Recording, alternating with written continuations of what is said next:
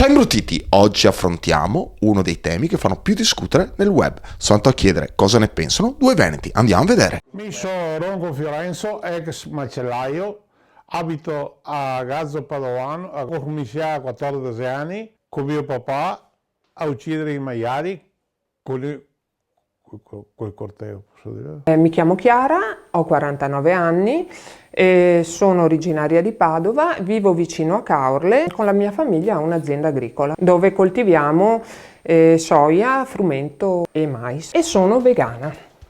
E cosa si prova quando si uccide un maiale? Niente, mi non provo niente perché per me se come che fosse una mosca una facilità enorme, non mi c'è nessuna difficoltà. Ma nemmeno un po' di tristezza? Tristezza niente, né col maiale, né con le capre e neanche con le bestie. Beh, io se fossi tua moglie avrei paura. Vorrei anche occuparla, ma non posso mia perché siamo in mitigara.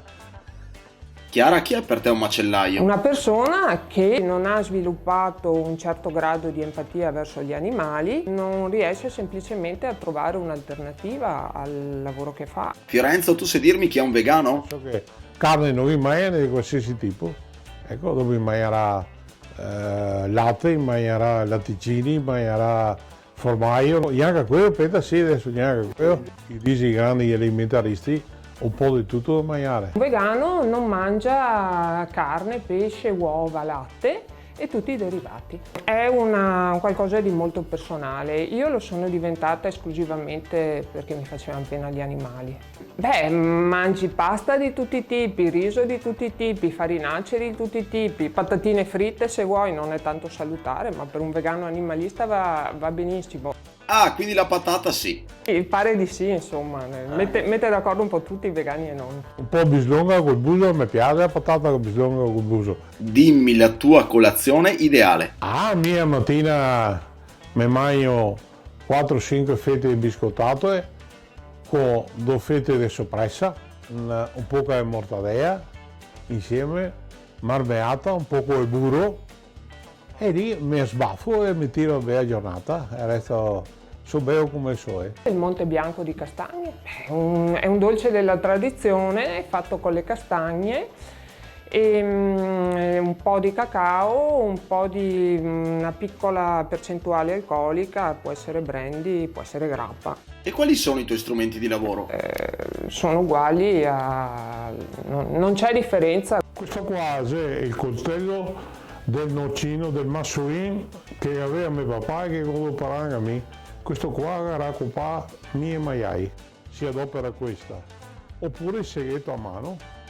Ma nei macelli adesso per norma di legge si deve adoperare la sega elettrica.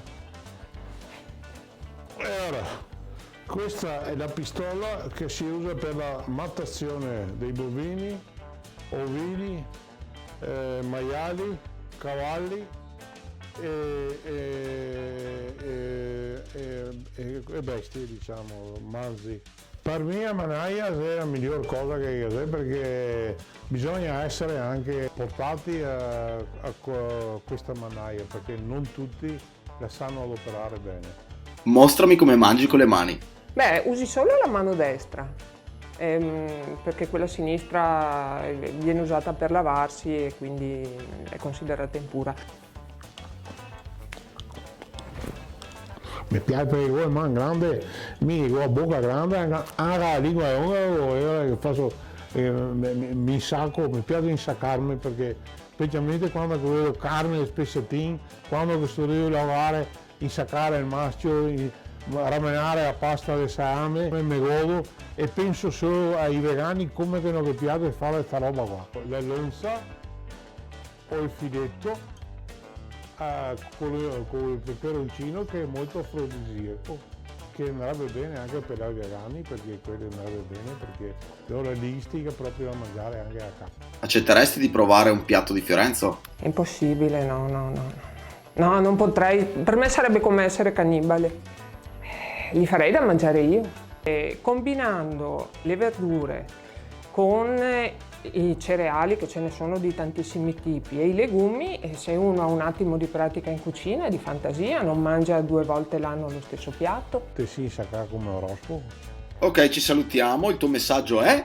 Vi auguro di riscoprire un rapporto diverso con gli animali, perché non solo con i cani e gatti, con tutti gli animali, perché è una cosa straordinaria, meravigliosa, una delle esperienze più belle e emozionanti che mi siano capitate nella vita. Mangiare a carne, che a carne vi fa bene il formaggio, che vi tira su, vi fa diventare muscolosi, dopo venire in palestra, diventare più giovani e anche dopo spisì tanto con le vostre spose. Beh, immagino che si stia mettendo a ridere e soprattutto penso che sarà molto scettico, però a casa mia è il benvenuto, io lo aspetto quando vuole. È vero che ho 68 anni, sono ancora bello in forma, mi piace la gnocca, sono ancora forte e via, e tira, mangiando la carne, tira ancora di più.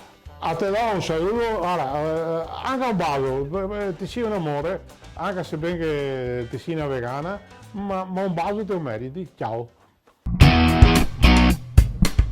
Fiorenzo, guarda che la Chiara ti ha invitato a casa sua a mangiare il tofu, sai almeno cos'è? Una raisa cosa sia, non so neanche adesso. È un gusto da caso proprio che non mi va, e mi fa dissenteria.